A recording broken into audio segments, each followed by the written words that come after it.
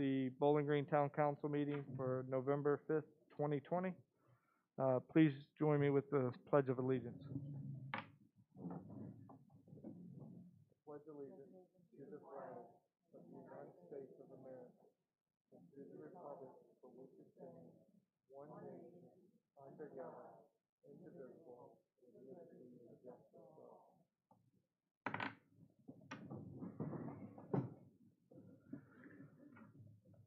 Good evening. We do have a quorum. Mr. McDearman's joining us via electronic means. Good evening, Glenn. And he's participating Yes. electronically from his home for a medical reason. We can't hear you, Glenn, at this time.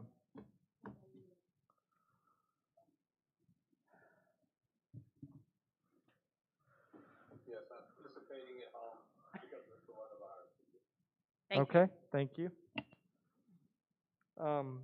I guess first order, congratulations to Valerie and Jeff and Jerry Covington of their elections, and Mark Gaines' unofficial election as the mayor-elect. We'll hopefully have the certification tomorrow of that race and the write-in candidates. So, congratulations, and I'm not counting down, but I only have one more meeting. So. Meeting. No, we don't. Yeah. No, we're good. We're good. So the first item on the agenda is public comments. At this time, if there's anyone that would like to come to the podium to address council and on any matter, please come and state your name and address.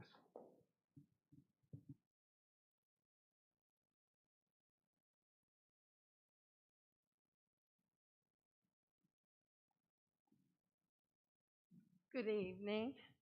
I'm Edith K. West. I live at 228 West Broaden Street, and I want to thank you all very much for the mask and the wipes and the extra hand sanitizers. That was very thoughtful. Thank you. You're welcome. You're welcome. Okay. Is there anyone else that would like to address council?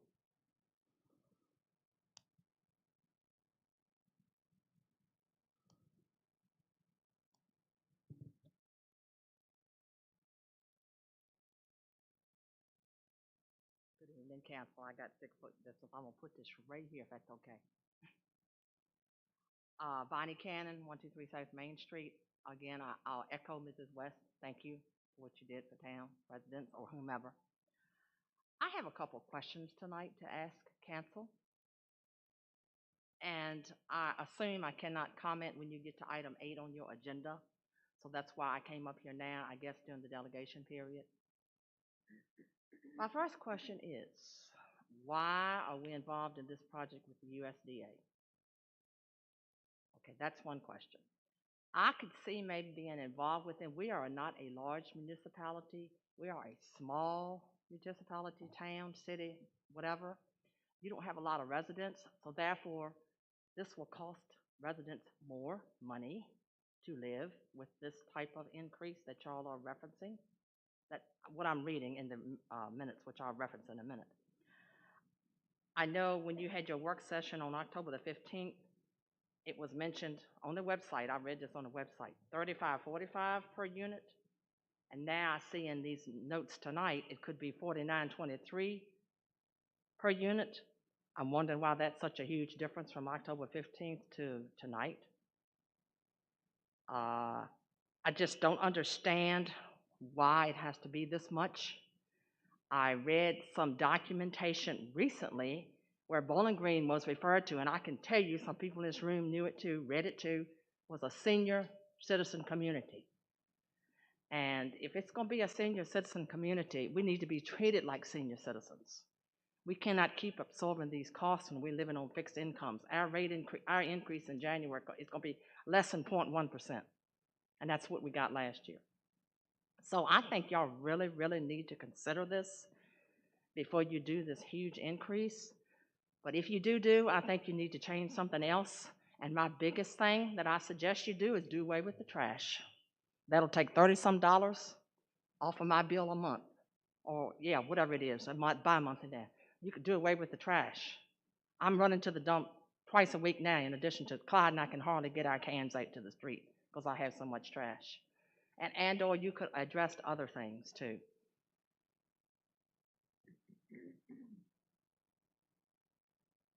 Okay, already addressing to. All right. Anyway, I wish you would consider seniors. We are a big part of this town, and please, please, I beg you to consider that and consider the thing about the trash, and or maybe make some other adjustments also. And thank you very much. Okay. Is there anyone else that would like to address council before I just touch on a couple items that Bonnie just brought forward? I know it's not a required response, but I just would like to touch on a few things. Okay. The reason why we use the USDA is because we have a aging water system, just like we did a sewer system, and it costs a lot of money to be able to replace these pipes and provide the clean water to our citizens. So with that being said, USDA in their grant program is giving us over $1 million in grant and several $1 million at extremely low interest rates for the financing of this project. Without USDA, we would not continue to have this system, and I cannot even fathom what our water rates would be if we sold the system or if we had to go out to private financing for this. I do understand that this is an aging community in some aspects, and each and every one of the council members at the work session takes that to heart. And we don't increase these rates just for the glory of increasing rates and causing more burden on the citizens. We did express some other ways of potentially lowering the costs in other ways on the citizens by potentially looking at doing away or reducing the personal property tax burden. We have many other, maybe not many, but we have a few other ideas that we're throwing around to reduce that burden, Bonnie. And we do understand the fixed income is tough. But at the same time, we all have to have fresh water, clean water, and safe water to drink. And that's one of the perks of living in town. Yes, we pay for it. You pay for the water, but we don't have a well system that we have to rely on our personal lots. So that's just to touch a little bit on why. USDA and these rates are proposed for 2022 and 2023. And the reason they're going up to that much is we have to cover the operating cost of the water system from the water system. So therefore, by increasing it in the water pot, the pot that we are subsidizing, the general fund, those can come down a little bit. And that's how we're taking away potentially the personal property and just moving the funds over here. So it's shifting the burden from one pot to the other. And I thank staff for the creativity. I thank council for their thoughts on the work session, because it's not something we take lightly to increase any rates, but we want to provide safe sewer, water, and trash pickup even for the town citizens. So that's my little rant on that, and I'll leave it at that. But if there's anybody else that would like to address council.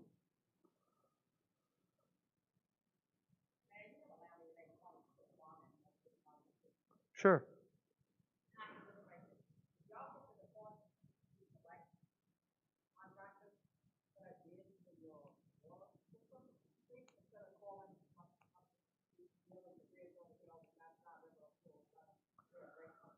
The bids will be placed out there, and any company in Virginia or in the area will be.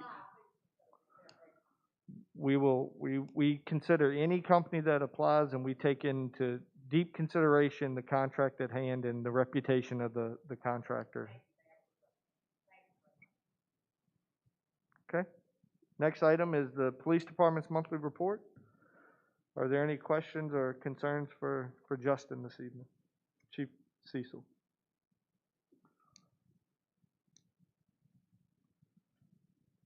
I just want to say thank you, Chief, on, we've had a lot of traffic congestion due to the statue being moved, the project on Milford Street.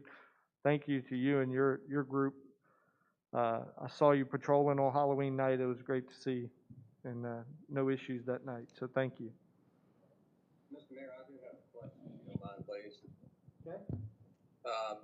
What's the status and timing on the new vehicle grant? Where is that in the status of making it happen? Melissa, do you have a status on the USDA grant? We are currently waiting on the USDA. They have not released the funds, federal funds, to the rural development yet because they're waiting on a budget. They haven't been funded yet. So we're waiting on them. Do you hear that, Glenn? It's kind of garbage. Okay, so basically, the federal government is holding up the money right now. They haven't released the money to the USDA's Rural Development Group yet, so until they release that money, there's nothing that we can do. Our side of it is complete and in the hands of USDA. Okay, next item is our Public Works Utilities Monthly Report. Any questions, concerns? I will say that it was an eventful month. Last couple of weeks were pretty eventful with finding another connection that wasn't connected to the sewer system. I want to thank Melissa and Josh for coming out and working with the citizens at the owner of the building at 100 North Main Street.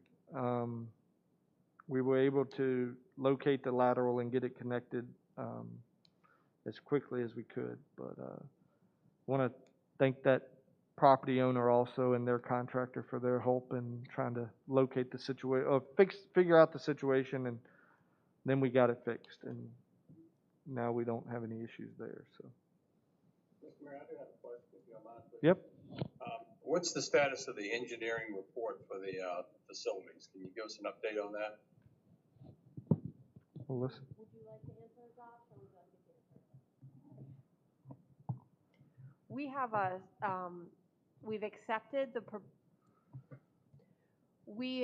accepted the proposal for PER. So the engineer, Dewberry Engineering, is meeting us at the plant on, I believe it's Tuesday the 17th, November 17th. We're going to do the initial kind of kickoff meeting, and we're going to get this started. I don't have an exact timeline, but they're going to give us a better idea next week when we meet. Okay. Glenn, did you hear that? They're having a kickoff meeting on Tuesday the 17th, and the timeline should come from that meeting. Okay, good. Glad it's moving forward. Yes. Melissa, could you make sure that I was tagged in that email when you get the time? And Otis, because we're on that committee. Yes, I'll forward that to you. Thank you. Okay. Next item is the Economic Development and Events Coordinator Monthly Report, and I think we have a pretty big decision to make during this time.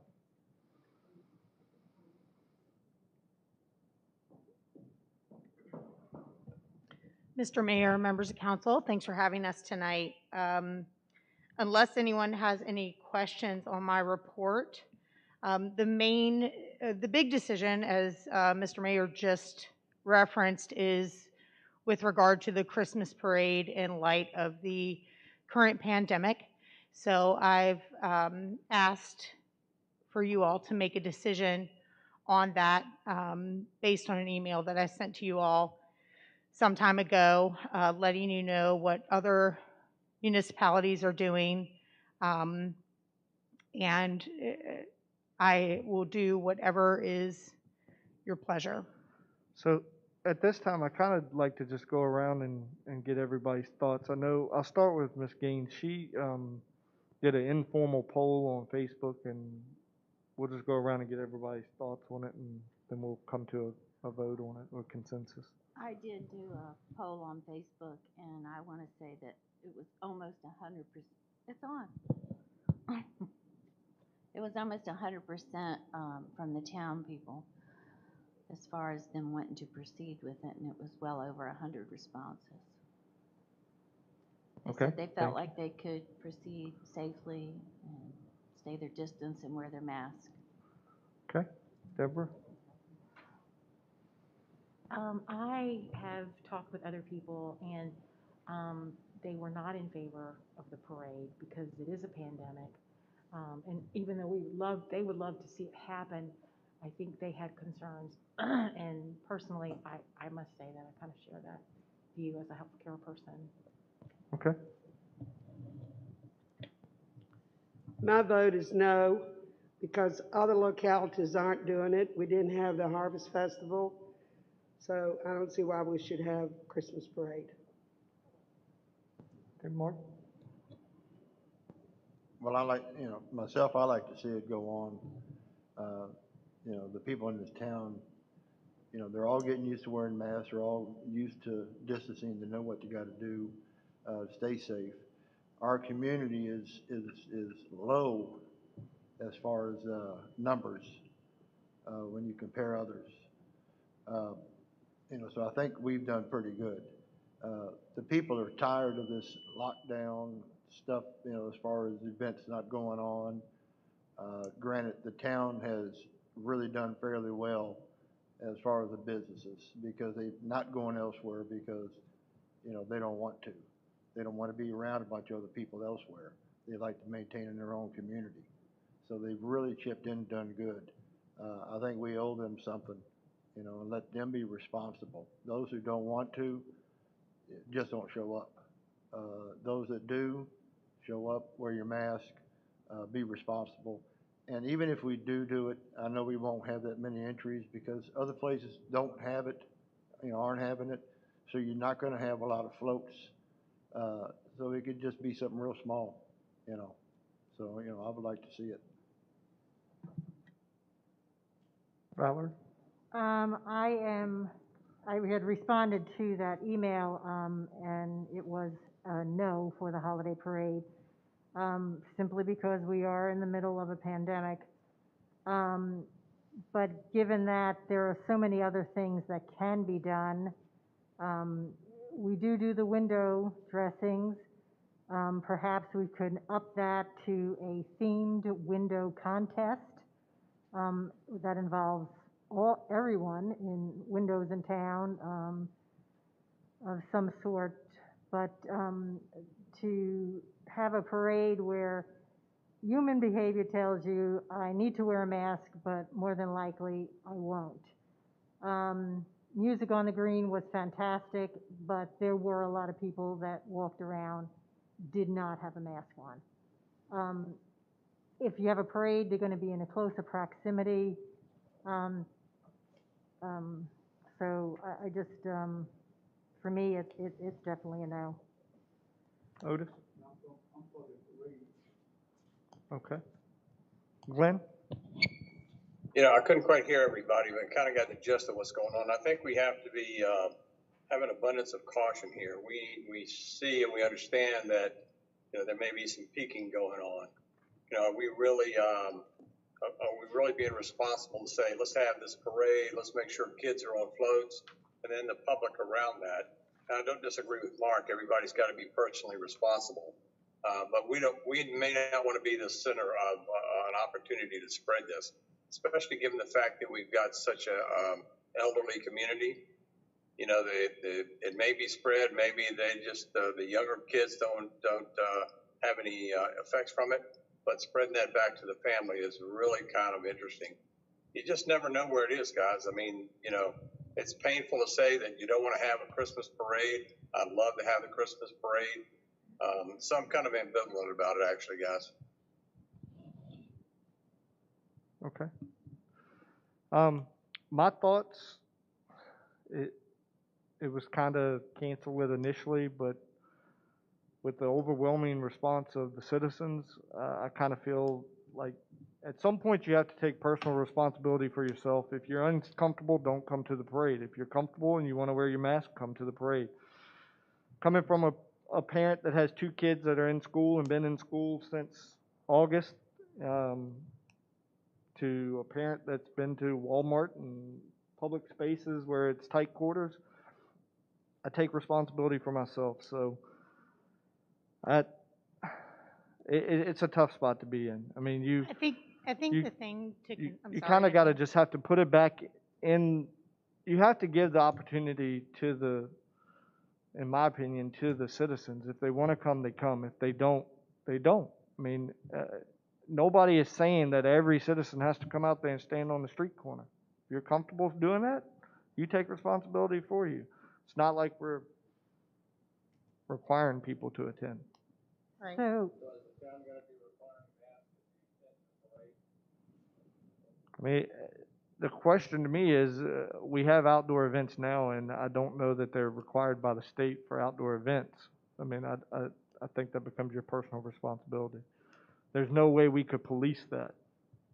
I think too, my concern is we're not really probably just talking about people in our town. I feel like because everyone is so stir crazy, that this is gonna open a door for people, because we saw music on the green, there were people from Fredericksburg, there were people all over, and if we are one of the few sites that is offering a Christmas parade, I feel like we're not gonna have a lot of control over what kind of crowd we get. And my concern is I just don't want us to be on the news for a super spreader event. That's kind of my thought. I agree if everybody, but not everybody makes good decisions. And I can tell you that there's a lot of ignorance out there about this virus, and that's my worry. did I miss a vote someplace that Tammy did a public survey? She did on Facebook, and there was like 100 responses that they were So for it. then why are we bothering to do this if she's already done that? I just don't No, understand. she put a question out to the citizens to see what their opinions were, and Well, so she doesn't could that, get feedback to the ultimate decisions this council. I I wanted, mean, I think she did her due diligence as far as finding out what the constituents, as a representative of them, what their Yeah. opinion I is. just wasn't aware we were doing a public survey, that's all. I mean, I think anybody can, it's not necessarily public, she did a personal, what's your No, thought? she made the survey as an elected official. I'm just trying to figure out, did I miss something, I mean, it or? wasn't a survey, it was just a question. I just asked, I said, I'm representing the people, you've elected me, what are your thoughts? Yes, no, maybe, that's what I said. So, I mean, if she votes yes and y'all vote no, that, she got her information and that's what she's basing her decision off of, is that. Y'all, everybody has their right to base their decision off of your healthcare, your opinion, so. It's kind of like going to Walmart, either you can call your order in and pick it up, or you can go inside and get all your groceries. Well, then we should have did the same thing for the Harvest Festival and for the other event then. We should have put it out to the I public. agree, we should have. The other thing I'd like to say, school's not in, so you're not gonna have bands or anything like that to participate. So at this later date, to put it out, you're gonna have a parade, who are you gonna have in it? I mean, and this is not a cheap thing. I mean, it does cost us money. And I'm for it if that's what people want, but I think it's late to be talking about it. Okay, so do we need a vote or can we do it by consensus? How do we want to? Do you have a feel out there from anybody, Joe Elsa, has anybody contacted you about, entering into the parade? No, I have not. I've had lots of questions about whether or not, mostly from business owners on Main Street wanting to know, is it happening, is it not, do we need to prepare? I've had some conversations with the town of Ashland, and, their position is, of course, everyone wants a parade, everyone wants events, everyone wants for the pandemic to go away. And so at the end of the day, their position was it's not always necessarily what people want, but as a government agency, it's what is responsible for public safety and public health. When you're dealing with private organizations, nonprofits, things like that that are doing events, there are going to be events, Christmas events in Bowling Green. Tinseltown will be here on the 21st.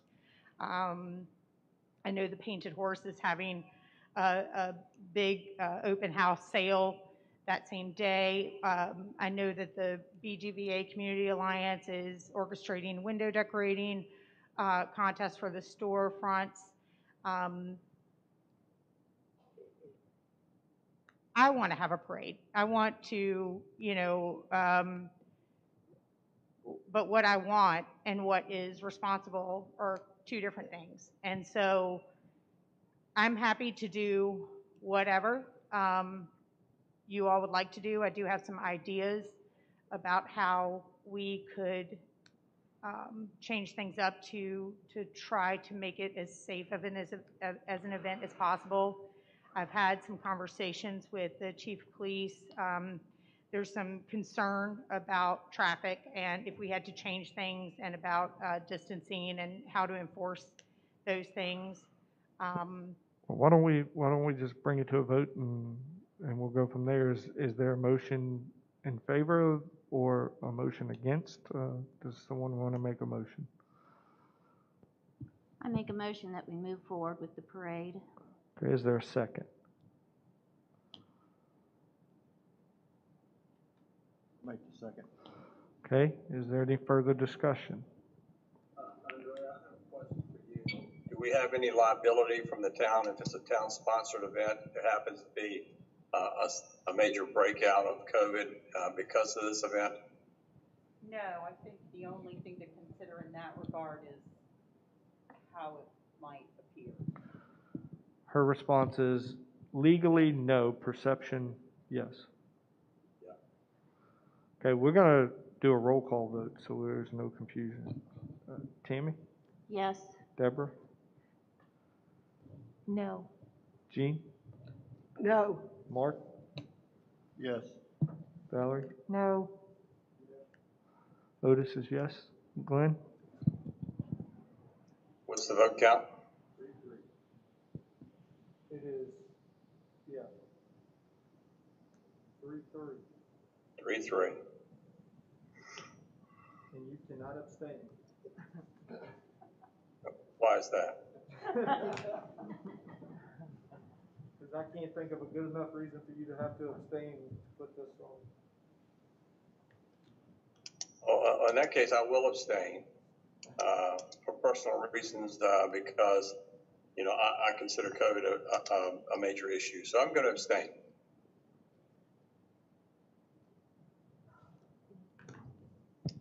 I'm sorry, you said you abstain because you feel COVID is a major issue? Yeah, I have a personal issue that I'm concerned about, so I'm going to abstain. So why would, He can choose whether or not to vote. okay. So it's a tie.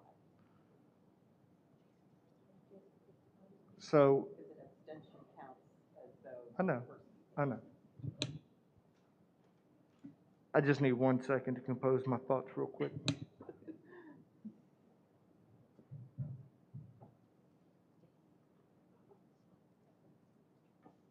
Okay, I am going to, due to the,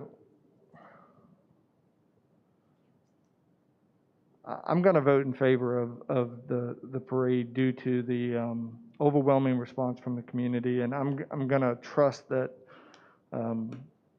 Joelsa is going to try her best to do what's right, and we're going to move forward with it. And if it's going to come down to me, that's my position. So I look forward to updating you all on our plans and hitting the ground running with VDOT permits and safety measures, and to see to make sure that we do this in the most responsible way that we certainly can.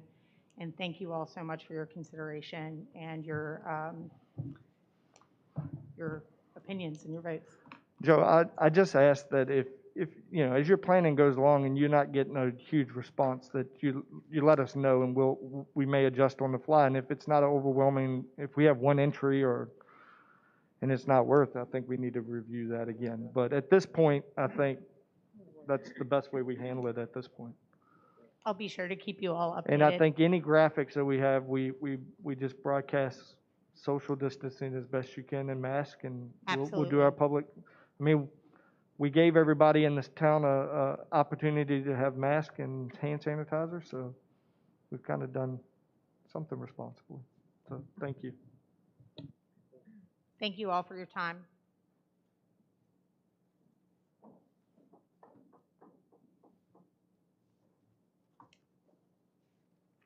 Who else? I'm sorry, I have one more question for you.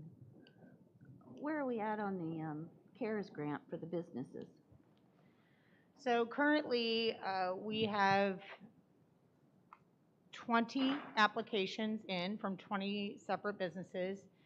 We have discussed at the last EDA meeting extending the deadline into November for CARES Act applications, just to increase participation. That's been discussed. I sent an email out to the EDA today requesting that we have another work session to talk about the process and timelines. We need to make sure that if we do an extension, that we have the resources in our office, that we have the time in our office to be able to facilitate those things. When we're talking about HVAC systems, we're talking about stimulus checks, and we just need to make sure that that money is spent before December 30th. So I want to make sure that the EDA, our office staff, and myself are all on the same page with regard to the process of how this is going to work, because we're at the kind of the final, the 11th hour. Is that December 31st that it has to be spent by? December 30th, I believe it is. But yes, before the end of the year. I think it's December 30th. That said, the applications that we've received include most of the Main Street businesses, which is great. So even though 20 applications doesn't seem like a lot for Bowling Green, it's not bad. We have reconciled our expenditures in the other categories outside of small business assistance to include PPE and technology. We have the numbers of what's been spent thus far, or what's been committed, I should say, thus far. And I look forward to updating you once this work session is scheduled with the EDA. At the end of the day, they'll have to facilitate how that process works. And I just want to make sure that the objectives for the EDA are conducive to our timelines and office staff and resources that we have to execute it with excellence and successfully. So the original deadline was October 16th? I believe it was October 15th, 16th, yes. Something like that. And then I got an email saying it was the 31st of October. Yes. So now they've extended it again? They've discussed extending it again. Like I said, we have not put out any applications with an extension yet, but that will be discussed at this work session, which I'm requesting to hopefully happen next week. So I should have better information to be able to offer to council, and I can certainly do that via email. Should probably drop those businesses that have submitted their applications, maybe a little note saying working on it, maybe extended something to give them an update. Sure. I think. And I've been in contact with, and forgive me if I haven't updated you and Mark, because I know that you all are privy to these meetings and are a little more in the know, a little more in touch with what we're doing here. But I have been very communicative with the applicants and businesses to try to manage expectations. And again, we just want to make sure that we're executing this project with excellence. And so it's important that expectations are managed, and folks do know that this money has to be expended by the end of the year. So, but I certainly take that suggestion to heart, and I will make sure to update those that have already submitted their applications to just let them know that we're in the process. So the money that you give to the businesses, the business has to spend it by the end of the year? No, ma'am. Okay. The town has to. Okay, that's what I was just Is wanting that to correct, clarify. Melissa? Is that your? Yep. Okay. Thank you. Thank you all. Thank you, Joyce. Next item is the town clerk treasurer slash acting town manager monthly report. Are there any questions or do you have any comments, Melissa?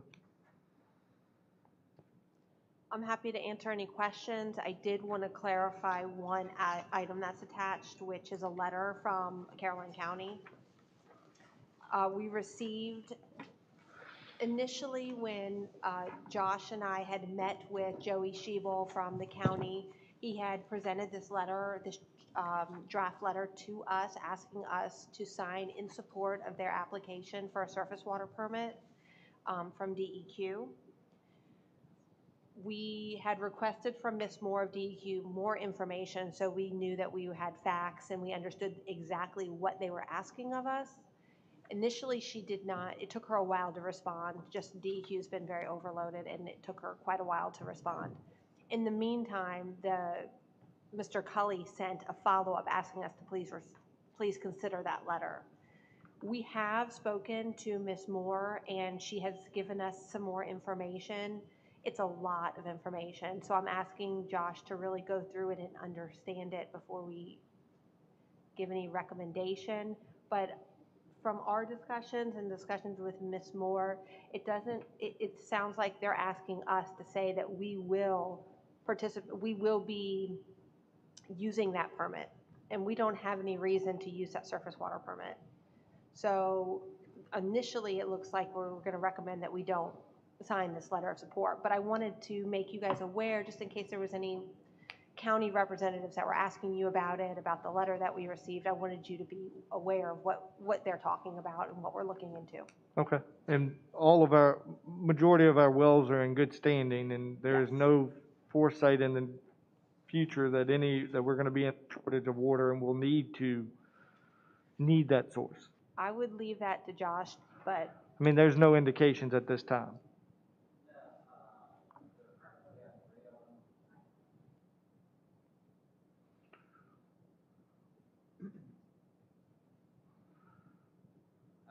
Currently, we have 3 of them. They're all in good standing. We do have to abandon one within 5 years as part of our permit, but there is another one at the Newmore Heights, right in that area, that we can test and get put online. So, I mean, we're good with water, and we can go to the health department, DEQ, and drill another well if needed. Drill other wells and find okay. water. So right now, we're good. Okay. So I just ask that you do your due diligence before we sign something that looks like we're committing or holding us accountable for that and have any review with the town attorney. Yeah, but the aquifer is being depleted as we speak, and it's look like it's not going to rebound. So I mean, it is something that we do need to consider, especially when they're talking about 2050, 2030, 2050. What the aquifer is going to be like then. I know DEQ has cut down on allowing so many permits for deep wells, for drawing out water out of the aquifer. So I mean, it is something that we do need to pay close attention to. I know we have an alpha problem, and I think one of our wells, that's the one we got abandoned or what? And I know we got to raise some of the wells up out of the ground in order to stop trying to pull more alpha in. So I mean, we do have issues, but I think we can control them some. But I think we just need to make sure we don't shut the door on ourselves as far as the aquifer. Yeah, I understand what you're saying, but we got to be careful committing to a project that's going to be pulling water from 20 miles away. If we think the water system expense of putting pipes in the ground here is expensive, if Caroline County can get a piggyback on to provide water to the county, who says that they're not going to come and asking for money from the town for this project? So we have to look out for the best interests of the town, and I think that's why we have Josh, and I appreciate his due diligence, and our public works have full faith in staff. Water. Have we determined the viability of the well in Maury Heights 2 that was the Webbs had developed over in that subdivision? What it would cost to bring it online? Have we done any exploration of what it's gonna cost to get that well up and running at the new Maury Heights? Not yet, but I mean, we can definitely work on that. I mean, me and Melissa have been talking about that. So we can. work on that. They've spoken about it, Glenn, but they will start researching that also. Yeah, and I'm sorry, I couldn't hear Mark's, could you quickly recap what Mark was saying? I couldn't quite understand.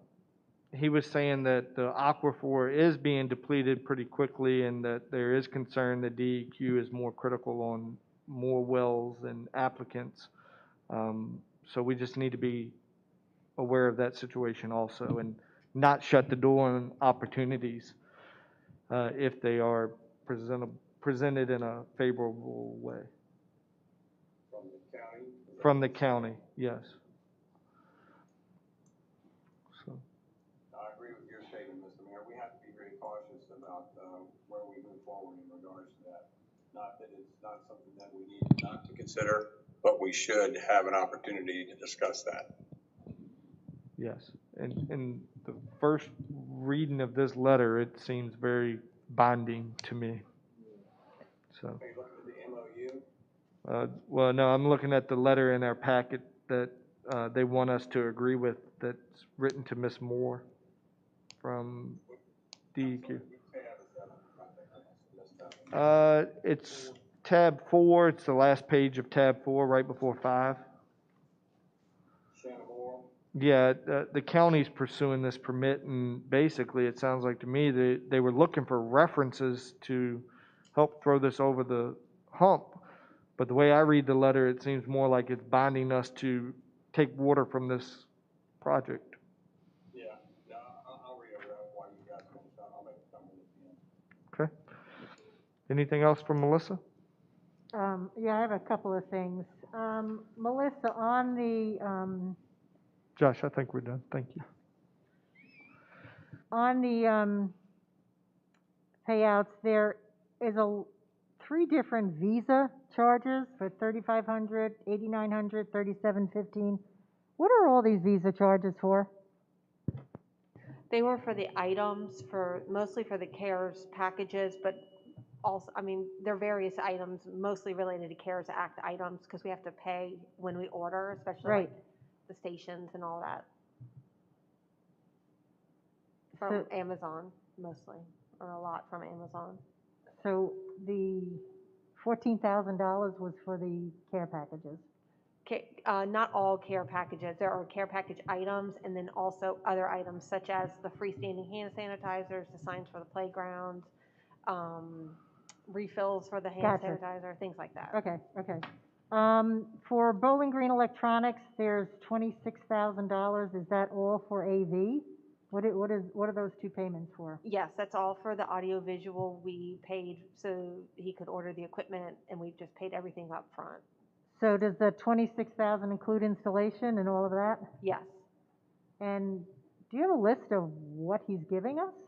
I do, and I can email that to everyone. Giving us, but what we're buying. Yeah, what we're ordering, yes. All right. The other question I have is Atlantic Broadband. And I only asked because I saw we pay our Atlantic Broadband. So when Sean was here, he was supposed to tell us about the office that closed down because we're supposed to have one due to our franchise agreement. Yes. So we don't have that. I have followed up multiple times with him and the other gentleman, Mr. Bradley, and I've gotten basically responses. Can we request they come Sure. to the December meeting? Absolutely. Yeah, because I have a question on the rates. The rates have gone up $10, $7 within the last 2 months. And he never addressed that either. We need to address the issue of not being responded to and that. And if you need me to make a call, I can call also. Thank you, Valerie. Thank you. Okay, Glenn, did you have a chance to glance over it? Did you have any comments before we moved on, or did you want some more time? No, thanks for asking me. I did read over that, and I'm not sure why somebody's writing a letter on our behalf. Have anybody had any conversation with Shannon Moore about this whole process? Yes, Melissa has done her due diligence. We are not signing this letter at this time. Ms. Moore has provided us more information that Josh is currently reading, and as a gut check right now, it does not appear that it's going to be a document that we're going to agree with. But we're going to review that and run any decisions past the town attorney for her interpretation also, to make sure that nothing's binding if we do decide to sign, but at this point, it doesn't appear we will. Yeah, I would certainly agree with that based on what I've read here. My understanding also is that, there's some discussions in the county. They would like to have our water system. They would like to have that. What they would do is take that out and put a major pump station here, which would help them pump water from the Rappahannock River up to the other end of Carolina, Ladysmith. So, we would be kind of a way station. So I'm not sure that, and I agree with the statement of not signing this. There should be much further investigation in regards to this. Yes, I agree. And I appreciate, Melissa, you just not signing, not just off the cuff signing it and moving on. So thank you. Okay, the next item is our consent agenda. Is there a motion to approve the bills of October 2020 and the minutes of October 1st meeting? I'll make that motion. We have a motion by Tammy. Is there a second? Second. Second by Jean. Any further discussion? All in favor, raise your right hand. Glenn? In favor? Yes. Okay, motion passes. All in favor. Next item is a resolution of appreciation for Reese Peck. It's in your packet. Do I need to read this whole resolution, or? Okay, is there a motion? Is there a motion to approve the resolution to be presented at our next meeting? I so move. I'll make the second. We have a motion by Gene, second by Mark. Any further discussion? All in favor, raise your right hand. Glenn? Yes. Okay, motion passes.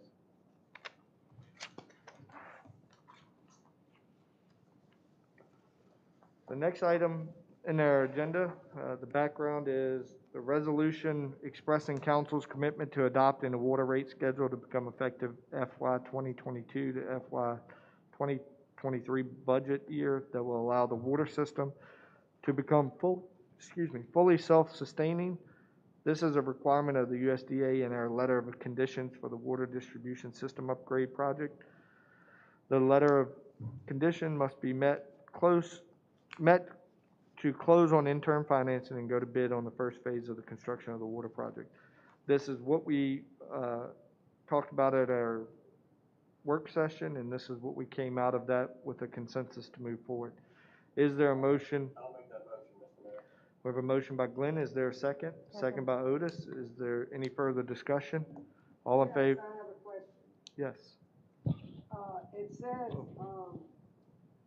lowering the personal property tax.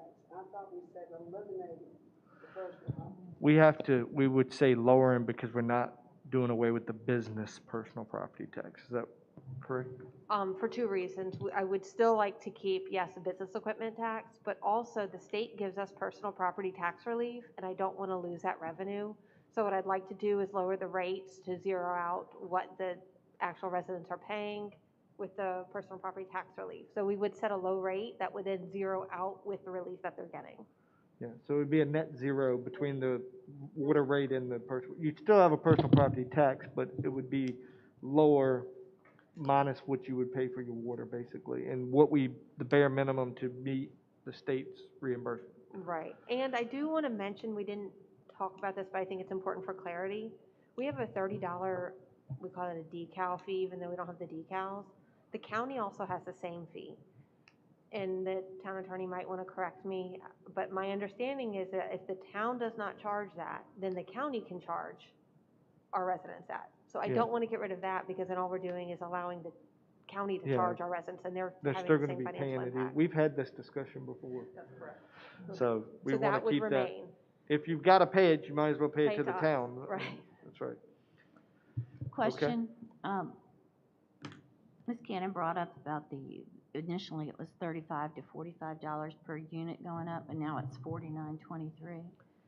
So what the 35, 45 was, is USDA is requiring that we meet a minimum of EDUs, equivalent dwelling units. That is the amount they want us to meet. However, when they came up with that number, they had some figures wrong in their math, especially when it came to our expenses. They still had a general fund transfer. So we were still subsidizing from general fund in the way that they had set it up. And they also had extremely low expenses, and I'm not sure how they got to those because they weren't accurate. So that number wasn't correct from USDA. Mm-hmm. Their calculations were based on incorrect information. I gave them the information, but they continued to do the general fund transfer. They asked me to send our budget to them, which I did, but they continued with the general fund transfer when that was never the intent, was to keep the general fund transfer in there. And it was probably 2 years ago that number came about. So that also, it was a little bit of old information. It's just taken us this long to get to this point. Okay. All right, we'll do can we do a raise of hands on the resolution? Okay. Tim, roll call vote? Yes. Yes. Motion passes. Mr. Mayor, can I just point out one thing? We have a gentleman here, and he was actually coming to speak on this, but you guys moved through it so quickly and with such consensus, I didn't want to stop you. But Mr. Andy Crocker is here from SERCAP, and he was in the area. He was in Caroline. He was working with Port Royal. So I had asked him to come join us just to give a little background on rates, but I don't know that we need him to speak, but I wanted to acknowledge that he came out to. Well, we appreciate you coming out, and I believe you were He- supposed to join us. He's been here before. Yeah, you've been Yes. here, and then we were supposed to have a work session and We some never were able things. to schedule that. Yeah, so, well, we appreciate your help, and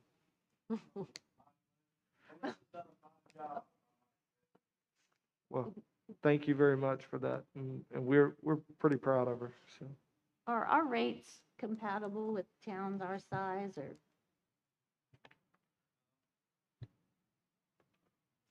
Let me address that in two ways, if I might. The upfront answer would be no.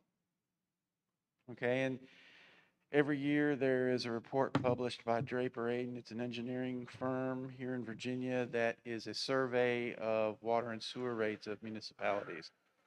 They send it out to all of them. They typically get somewhere between 115 and 140 responses that they publish in their annual report. And you would be able to look at that annual report and find towns of similar size to Bowling Green, and you would probably be, as a town, on the upper end of the scale. But all it does is publish what their water rates are. What it does not speak to as to whether or not those rates are sufficient to cover the expenses to run that water system. So there's no way really to get an apples to apples comparison. Two things in addition, and this wasn't solicited, so you can tell me thank you very much and go.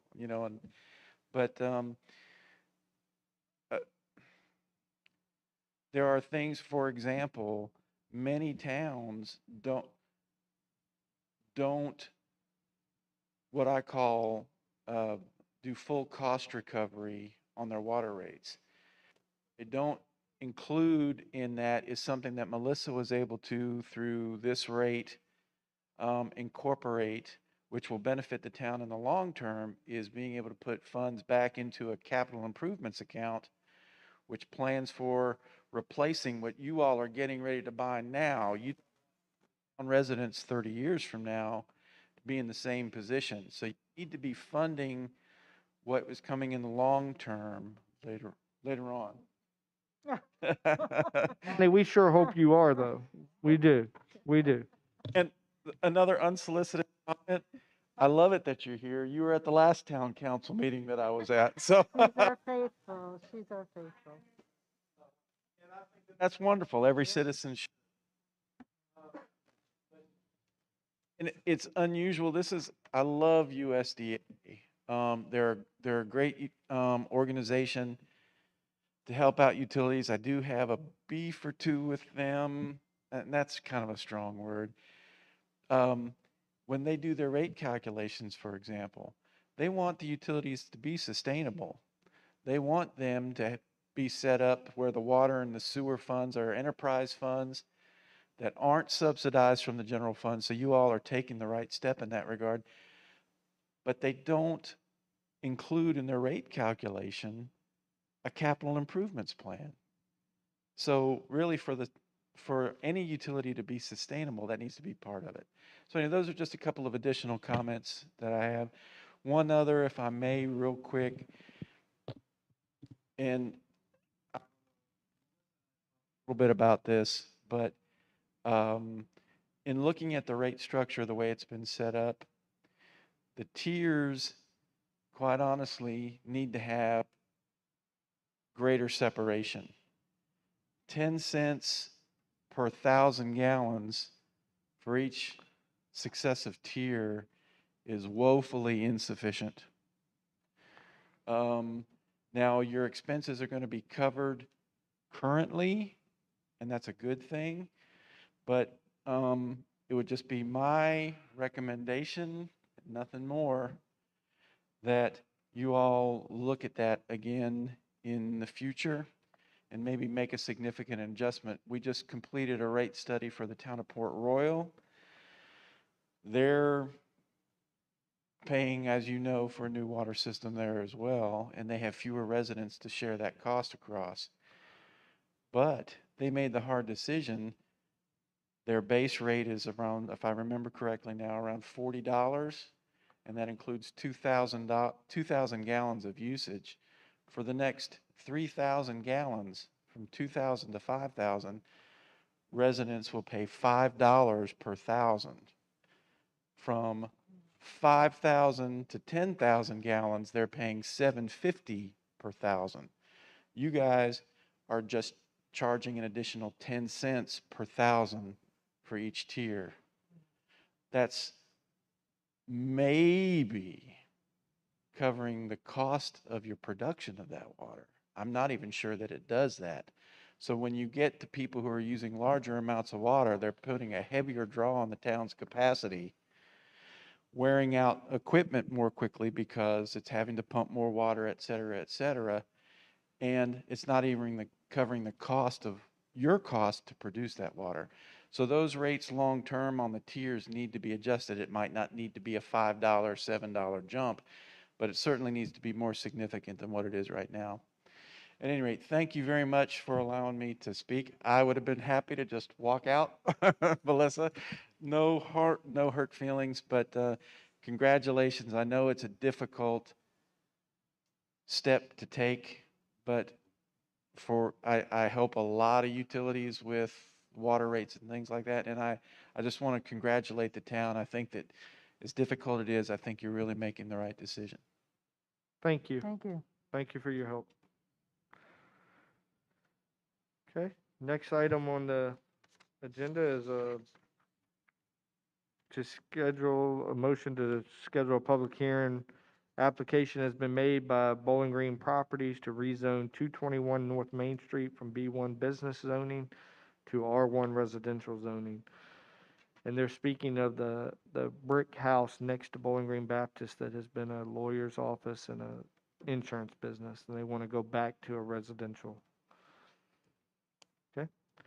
So is there a motion to schedule a public hearing, properly advertised? I'll make that motion, Mayor. We have a motion. Is there a second? Second. Second by Valerie. All in favor, raise your right hand. Glenn? Good. Okay, motion passes. Next item is schedule a public hearing for the future land use map update. The planning commission has been working to gather information, landowner and public input of those of the purpose of updating the future land use map, a component of the town's comprehensive plan. The Planning Commission will hold its public hearing at its November 16th meeting. Adoption of the future land use map requires both a Planning Commission and a Town Council public hearing. Is there a motion to schedule a public hearing for our December meeting? You really want us to go out on a vote. We have a motion by Otis. Is there a second? Second by I'll Valerie. second. We have a second by Valerie. Any further discussion? All in favor, raise your right hand. We're looking for a long meeting on the 5th, or December, whatever date it is. Okay, thank you. Okay, the next item is the Planning Commission currently has a vacant seat and anticipating 2 more members. Please actively seek members. And I see we have a nice printout explaining what the Planning Commission is. I've already started doing some recruiting. I think Ms. Davis told me tonight she had some ideas of a person. So if you have some ideas, get them out and get them active. I just have a comment. I really think it's imperative that the town council interview as is required. The last 3 people that were put on town council, just for some reason, Reese just bypassed the process. I think it's really necessary that we go back to the process as required by our charter, so we can vet and interview people for their qualifications. Okay. Mr. Mayor, is that a paid position? I don't know. Yes, it's $100 a year, I believe. Yeah. That's very, yeah. I mean, It's if you consider very, that very a paid, minimal. if you consider that a paid position, Right. yes. Okay, so I task each of y'all to bring 2 names per person. No, just encourage. Mr. Mayor, may I just state that Ms. Coyle is the one that put that informational packet together, so I want to thank her for that. Yes, she did. Yes. Oh, thank you, Valerie. This is wonderful.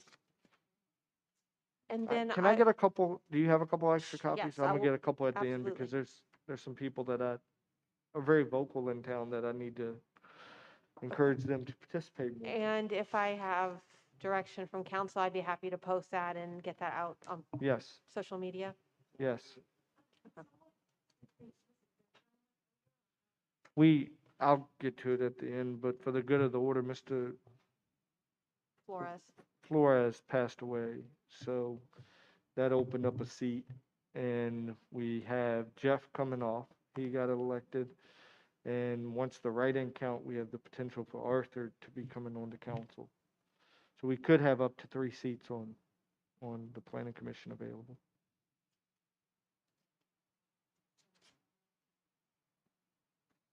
Five. We do have 3 seats available. But that's right, there is 1 open seat already. Right. And so we have 3, we potentially have 4. No. Right now, yeah. We'll have 3. There can be 1 council member representative at this time. It's Ms. Coyle, and then we still have Ms. Gaddy. So those are the 2 that will stay, and then We we'll have have you and potentially 1 3 more, and open. then so we have 3 that aren't. Right, because Counting you. come January, if we don't have anyone additionally, we don't have a quorum. Correct. Yeah. So the planning commission is kind of dead in the water. Yeah, This I've reached out, and Not a I've great reached out time for to that to happen. the write-in candidates. I've talked to Arthur and I've talked to Randy, and I plan on talking to Randy some more to see if he shows an interest in maybe coming on planning commission if he's not the council member. And I think Ms. Davis has reached out too, so Would we if like you have some to- ideas, express the, yeah, I'll call some people out in public meetings. No, I can't, I don't want to do that, but I have a list in my head of some very smart, very dedicated and people that would be good people. Mr. Mayor, would you like to identify 1 or more potential times when council could interview these people? Well, we gotta get a list first. We don't have a list yet. Well, I was thinking it would give you kind of an end point, given what is coming in January. We're in jeopardy. I think we just I think we need at least one person interested before we can have an idea. Like, I don't know when these interests would be here to even have that. Well, I was just thinking December's a busy month. Maybe council would like to consider having a brief work session or opportunity, a special meeting prior to the regular meeting in December to interview candidates. Okay. Because usually the longer December goes on, the worse things get. Okay. So does everybody have availability between now and?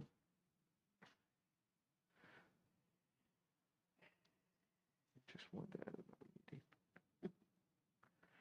What do we look like on the 19th?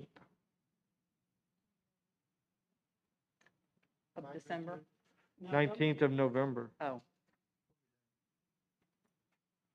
19th of November, That's good for me. 7 o'clock, same time? Okay, I gotta add that to my calendar before I forget. so that's a motion for a meeting on November 19th at 7 PM for the purpose of interviewing candidates for the Planning Commission. Correct.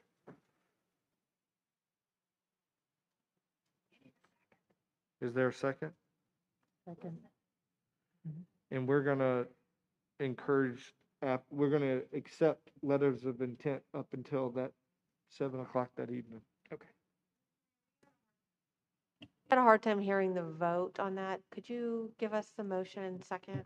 Motion is to hold a meeting to interview planning commission applicants. And On. who made that motion? Valerie? Okay.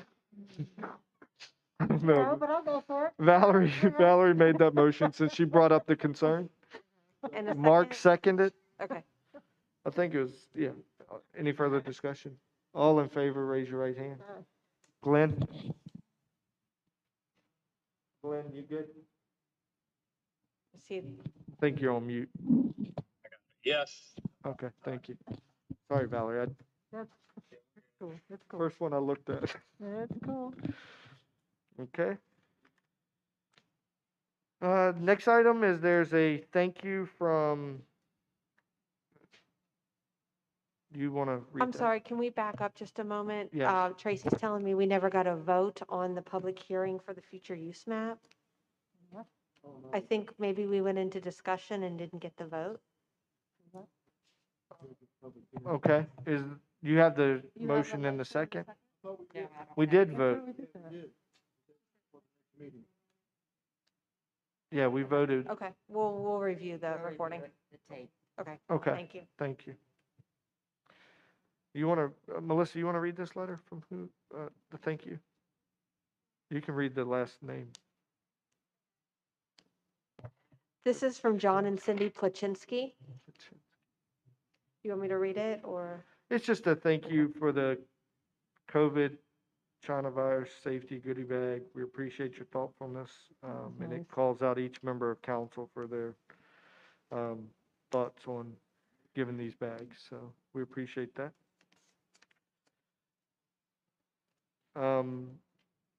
We'll go around council reports. Tammy? We did meet, we just discussed the utilities that we were all discussing earlier tonight. Nothing new to, We had a meeting virtually, and we discussed, the job, description and what we're looking at to replace our town manager, so. Okay, thank you. Jean? The EDA did meet and we discussed the CARES Act and the applications that had been filled out.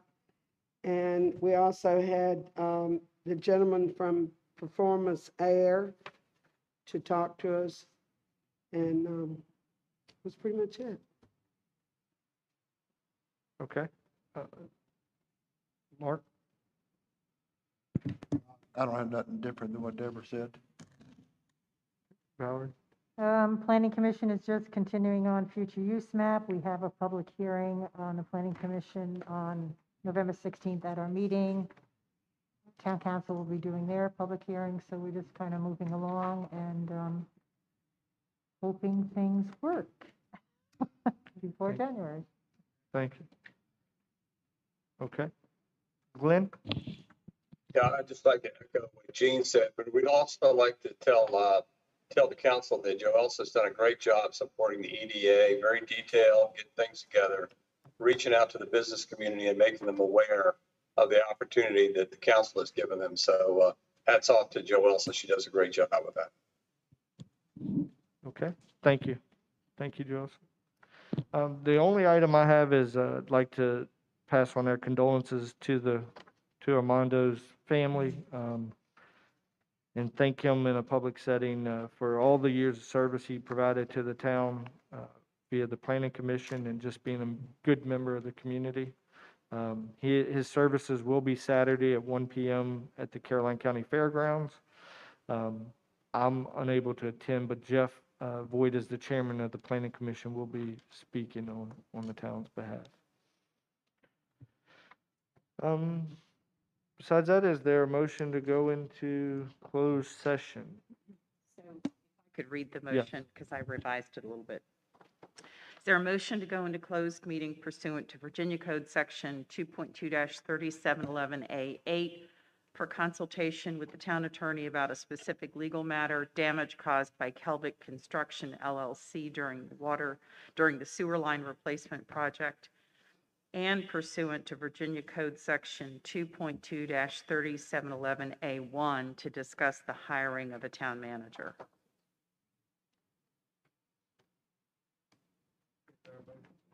Make that motion.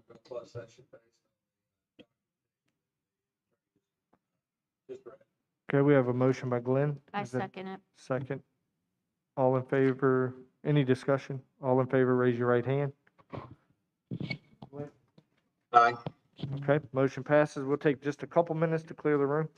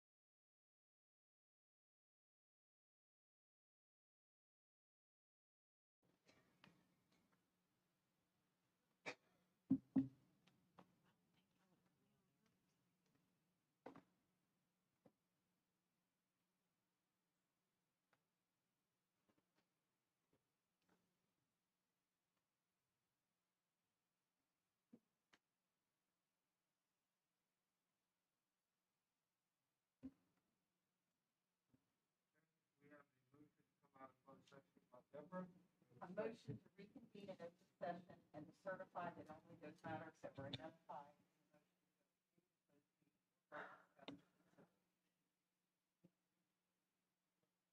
And a second by Ms. Paul. Oh, by I'm doing a lot of stuff tonight. I certify.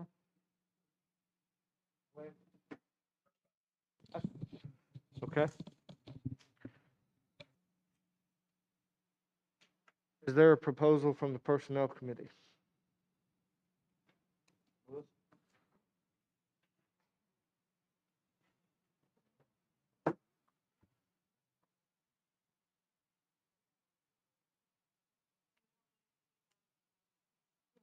Yes, please. Yes, there's for the public's information, there's been a proposal of job duties sharing to potentially replace the town manager's position from internal candidates with shared responsibilities.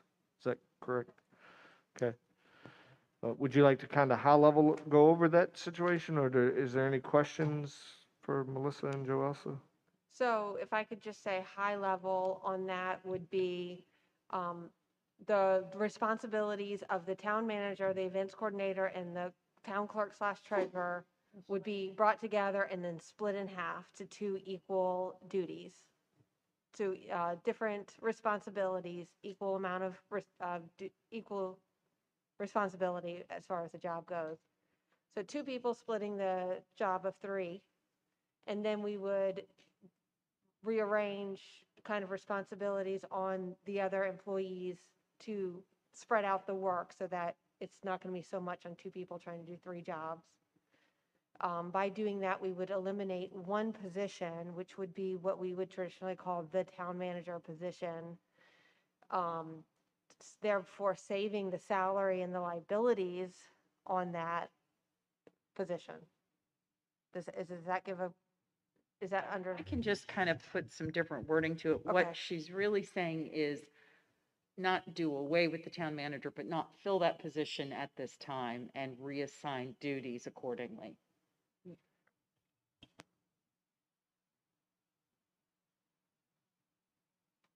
So is this not meant to be permanent? Is that what you're saying? What we I had, don't understand. what we had proposed was initially like 6-month trial. So you guys weren't locked into something that you found that wasn't working. If you say this just isn't working, after 6 months, you can always go back to the traditional town manager position and hire in that way. So how's this gonna work, salary wise? We are now paying you minimum for the town manager. Mhm. So what does this mean for Joe Elsa? She would make an equal salary. She would what? She would make an equal salary, so the same salary. And she would take on greater responsibilities for that salary. What's the net? You know, We- I mean, we save a complete benefits package. Right, and we don't know what a town manager would come in at. So if we say a town manager came in at a bottom tier, you're looking, I believe we figured out like 75,000 on a bottom tier. If you're talking about hiring a town manager at a higher level because you have found what you find to be a very qualified town manager, and they're asking for $100,000 a year, which is about the median on our town manager salary, you're talking about saving, over 100,000 a year. Yeah. And That's what perked my ears up, was the savings that we could potentially have. If I can just say too, this was when Melissa and I initially started to talk about this. This is ultimately to give town council an option so that you're not under the gun having to hire, go through the process of hiring a town manager once Reese's retirement is in place. So this is an option for you all. The logic behind it being, Melissa and I have been doing the work. We've put in place a lot of standardized processes over the years. And so, not to sound cliche, but if it's not broken, why would you fix it? Things are going really well right now. Melissa and I were hired at the same time back in May of 2014. We have worked together side by side over the years, and we've come so far. I mean, I can't explain or articulate enough how far we've come as a town in terms of our standardized processes in the office, the efficiency, the transparency. So the idea is that this is an option for council. We feel confident that we can do a good job for you and for the residents of the town. And at the end of the day, we just wanted for council to have that option available.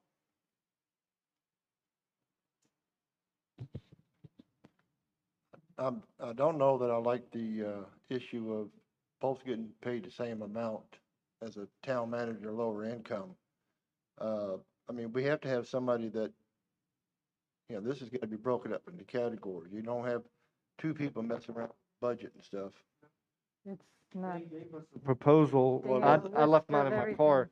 They gave us a proposal with job duties Okay. clearly laid out, and it's equally shared, and the added responsibility that Melissa took on from her current salary is justified that little bit of raise in there to Right. get her to the minimum, and Joelsa's is a little bit higher raise than her current salary, but it is justified by the job duties at Okay. that location. All right. And Well, that's what I was the getting to. I mean, responsibility's still there, it's just the savings would be minus those increases and a Okay. complete benefits package. but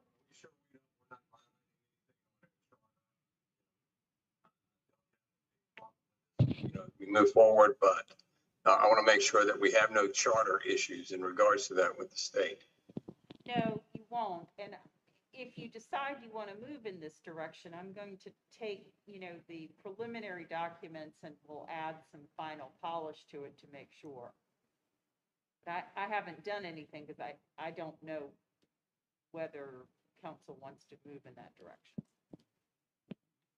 So I guess the question tonight is, do we want to move in this direction to the point that we bring back a formalized document from the town attorney at our December meeting, clearly stating what needs to be stated to make sure we're not in violation of charters, to make sure that the job responsibilities council feels are split evenly and justifiable for the salaries that they'll be making? I have another question. What is the reason, I think I saw in there something about hiring a receptionist. Yes. Why do we need a receptionist? What I would like to be able to do is have someone part-time, no benefits, at a lower pay, to be able to answer the phone so that Tracy and Judy, the deputy town treasurer and the accounts clerk, could concentrate on bigger projects. Right now, what we have, the biggest issue we have is that they're constantly interrupted by the public coming in, and when the public comes in, their first duty is to respond to the public. If we could have someone that answered the phone and sat at the front, it would allow them the opportunity to concentrate on accounts payable, accounts receivable, payroll, utility billing. I disagree with that totally. That's why we have an answering machine. People can leave a message.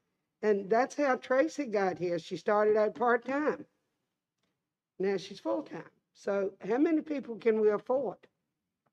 Well, that's why we're proposing eliminating one position, one large position, in return having a No, smaller. I'm absolutely all not right, for so if you receptionists. eliminate, you're going to eliminate basically your position, and you and Joe also take over too.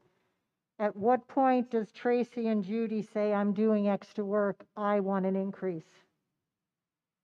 The idea to have the receptionist would actually help them alleviate some of the problems they're having where feel like they're being pulled in a bunch of directions.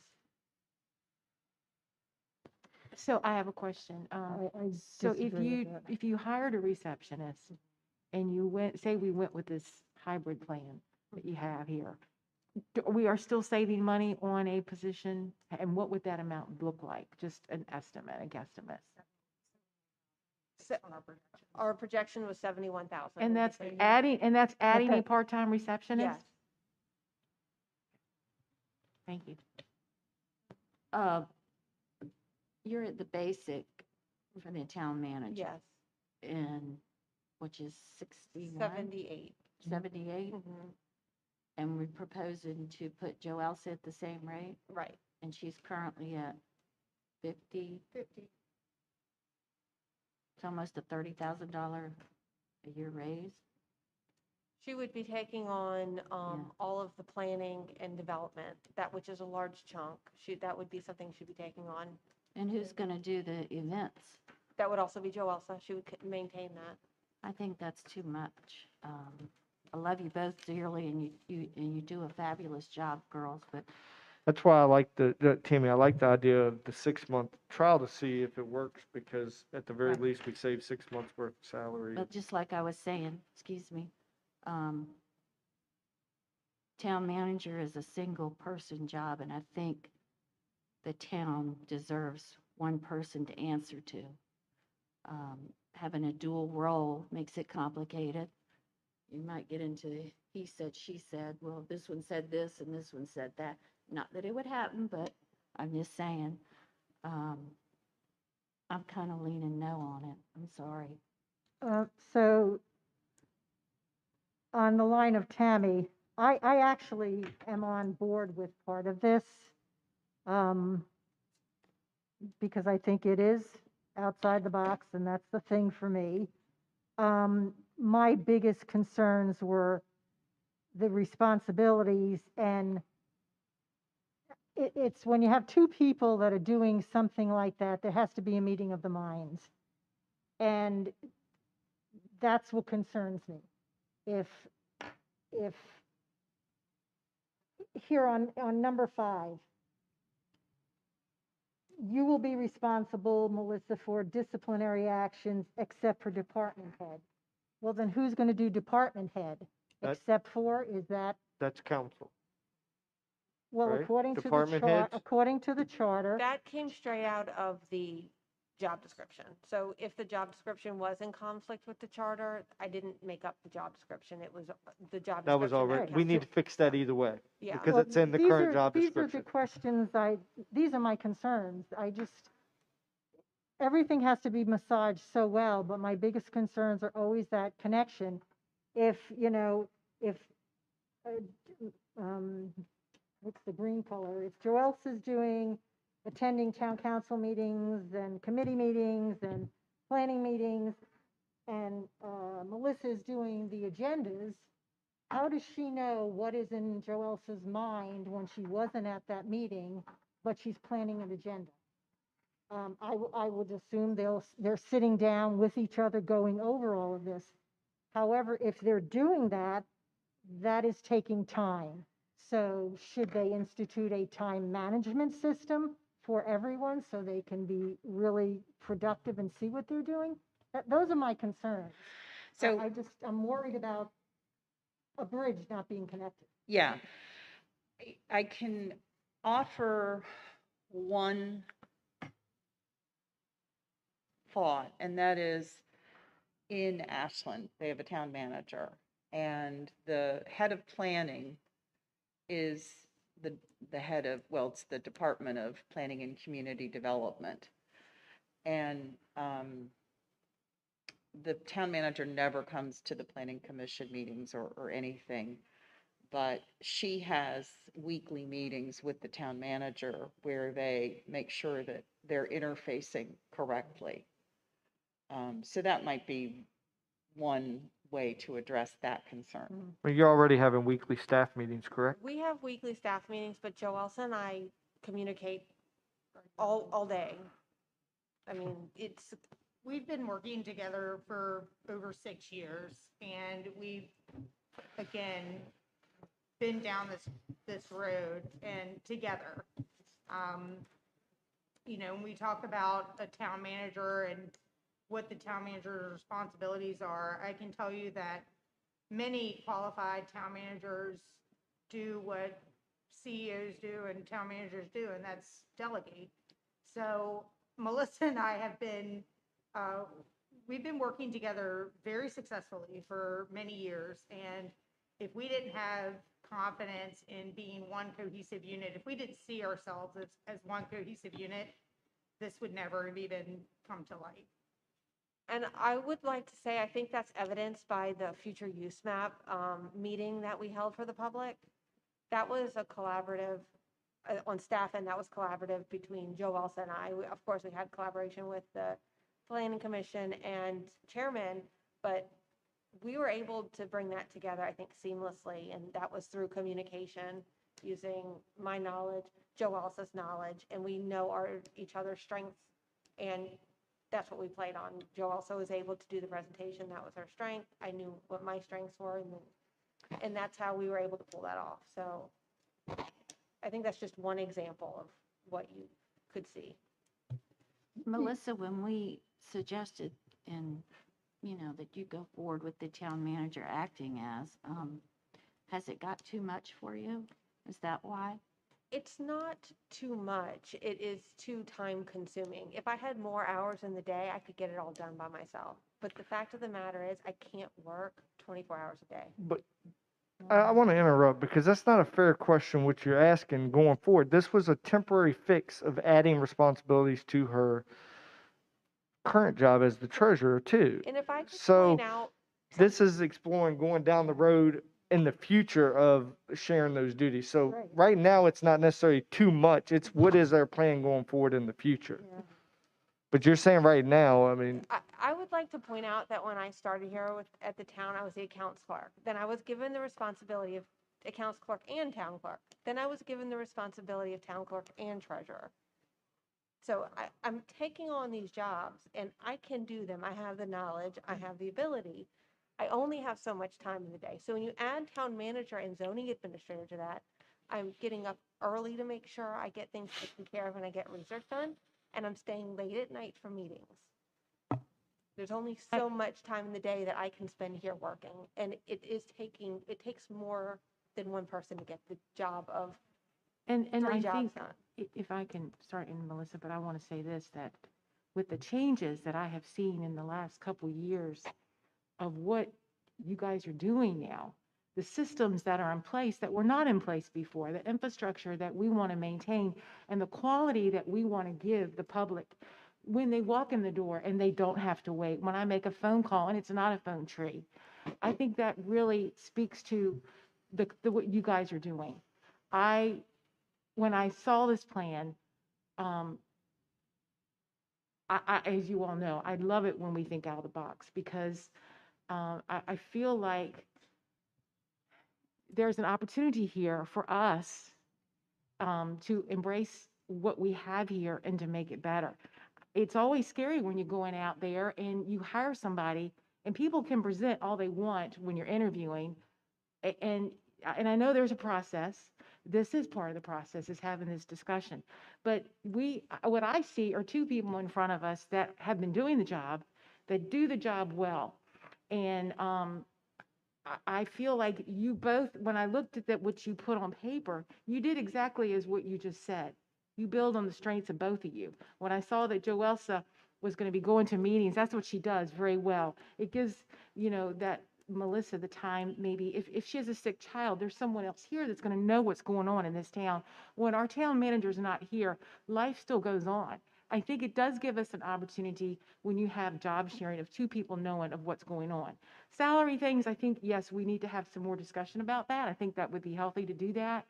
But my vision of what I'm seeing here, I think we could show other communities what this could look like. We might really, this could be part of a change that Bowling Green might really be in a progressive way of saying, this really works. Look what we're doing. And it might really put us in a really good position when we have two people who already know, and especially Melissa, who has worked her way up and seen all the changes that we've had. I don't want to lose her. Real quick, Deborah, can you check the computer? I think we may have lost Gwen. So anyway, that's my 2 cents. Okay, okay. One of the things I just worry about, I guess, is who is going to be the main contact for the town? Is that going to be you, Melissa? Or is that part of your job duties? I would say, That's a when you say shared main duty. contact, I mean, generally the way contact goes in this town, the main contact would be Judy. She's usually the first point of contact, and then she directs the question or the inquiry to the proper person, so. Who would I call for 100 North Main Street? I need you to meet me out there for That this issue. you would call me because I would be, And that's, right, in charge of the utility portion. Now, if it were an issue with, a zoning issue or developer, then you'd be calling you. and if I Joel called the Sugg. wrong person, you would direct me to the right Absolutely, person. yes. Or if that person wasn't there, we would talk about it and I would meet with Joelsa, or Joelsa would meet with me and we would work through that. So I have an odd question. We're proceeding down here. It's say 6 months into the road, and we considered making it permanent, but one of yous want to expand on your career. Now we have two town managers, and one's going to leave. This is not, I'm not saying will happen. It's a possibility of everything because I just want answers. What would happen, and our town attorney, I think, is the one to answer. So now we have in our charter two town managers. Do we revert back to one manager? Do we have to hire another one? How would that process work? So we can still have one town manager and divvy up the responsibilities, if you will. I do think that anytime you have what is effectively a job sharing situation, if one person leaves, I think it is a challenge necessarily to find that right fit again. Right. One idea would be that, we could just indenture them so they could never leave. Right. Thought about that. I like that idea. At that time, what you could do is revisit it and look at reorganizing. I mean, and that is what happens a lot of the time is. I mean, one benefit to it is you don't lose, the continuity is there Right, to an right. extent. You at least have one person still there that's familiar with Right. what's going on. Yeah, I just have one other question. When it comes time for performance reviews, both managers are making the same salary. What happens if performance wanes or how do you justify that? So I think you're gonna have two separate job descriptions with responsibilities. Okay. And the evaluation instrument will be the same, but it would be geared toward those particular areas. Got it, okay. Oh, yes. Yeah. Yeah.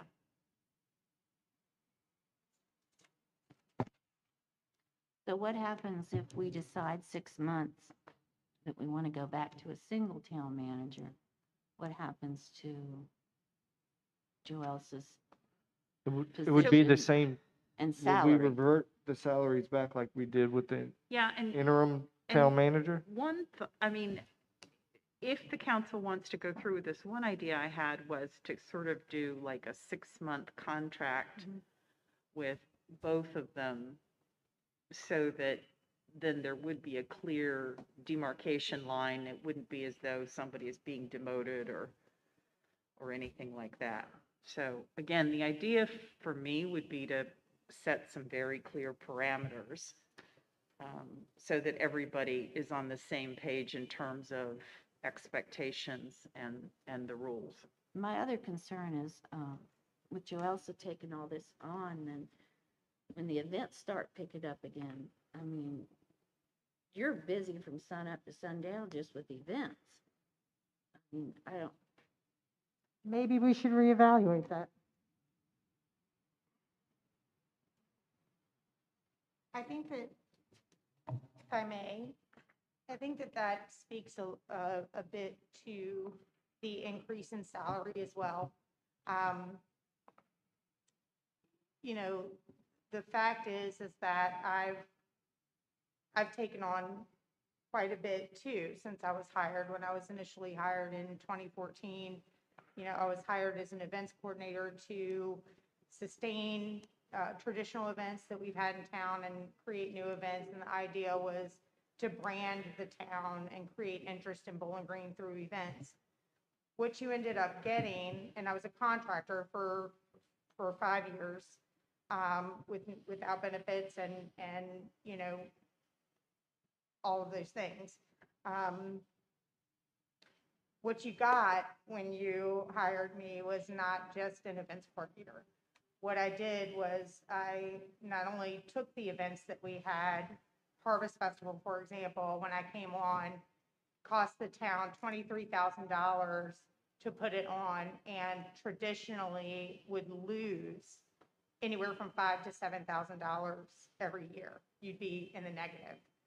What I did was I created new revenue streams. I got it to a point, first year we broke even. Next year we saw a net revenue. We started making profit on Harvest Festival.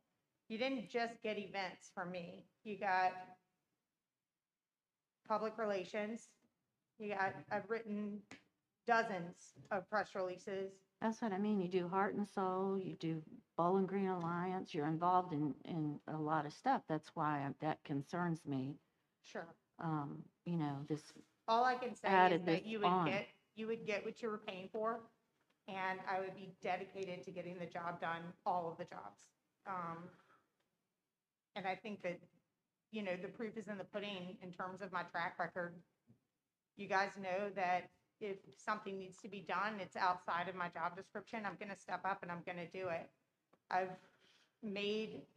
In my mind, I've made this position far more valuable than just an events coordinator position, and that's what I do. When Reese announced his retirement, we had, VDOT Smart Scale that was just hanging out there. I picked it right up. I studied up on it. I started working hands-on with VDOT, and we're getting it done seamlessly without any interruption. So I bring that up as an example of how both Melissa and I were hired to kind of do, one certain thing, and we've really, in my mind, brought value to our positions and gone above and beyond what job descriptions are. So I think you need to reference our history of employment here in Bowling Green and have confidence that we're going to step up and we're going to do it. And I appreciate your concern. I really do. I would embrace the additional. I know you would. You would. I have every confidence you would definitely do that. My concern again is just everything in one pot per se. Too many chiefs, not enough Indians, all those things. I think we need to have one of you that is superior to the other. It's just, town manager, assistant town manager, whatever you want to call it. I don't think anyone's superior to the Well, not other, but I superior, think you but might mean assistant to as the a town supervisor manager, level. or word it differently, not two town managers.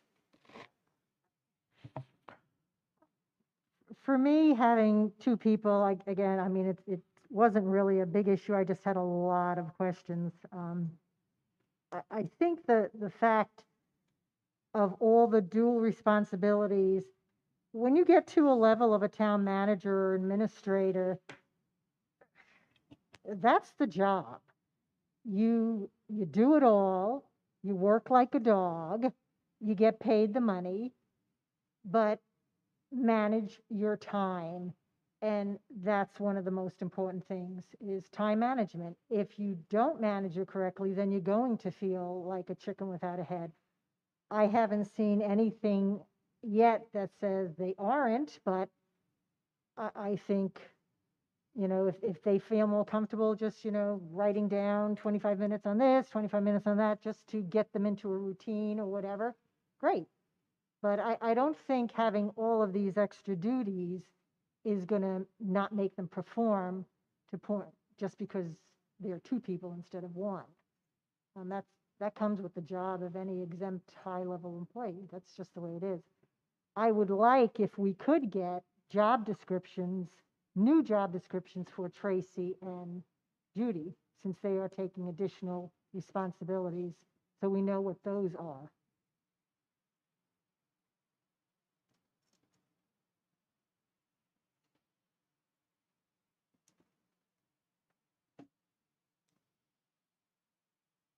Is there a consensus? Glenn, did you have any comments before we try to get a consensus? No, I'm good, thank you. Okay, I'm gonna go around the room and get a consensus. Tammy? Glenn? Yes. Otis? Valerie? To move forward. Yes. Yes. Mark? To move forward with exploring this option. Yeah, get the job description written, to get the draft contract together, and hopefully we can make a decision in December if it looks appealing. Right now, we're just moving forward to get to that point. We'll make the initial draft contract would be for 6 months. Yep. Are you up for it? Okay. Yes, I'll speak. I am all for this. I fully, and did I have bad judgment at other times than other candidates that we may have hired in the past? But yes, somebody said it earlier. You get your best foot forward in your interviews, no matter who you are. And you have that unknown and that risk of bringing an unknown, and what's it going to do to upset the apple cart. We have two individuals that are employed by the town now that we know what we have, and we know the quality that we have. We hear citizens every single month talking about budget, budget, budget. Where's the money coming from? We have two individuals on staff now, along with, and I say two, but I know Judy and Tracy have been involved in this too. So it's really the front office staff that has thought outside the box to save this town money, not in just the value that they bring individually, but real dollars to this town. So I commend y'all all for this work. I support it now as the mayor. I support it in December, and I supported January 1 as a citizen of this town. And I can't say thank you enough for thinking outside the box, because when it was proposed to me, the first thing I thought was, wow, why didn't we think of this 6 months ago, when these ladies have been doing this for a long time now. So with me continue to ramble on, I'll stop and ask, is there a motion for adjournment? We have a motion by Mark, a second by Deborah. All in favor, raise your right hand. Glenn? Raised. All right.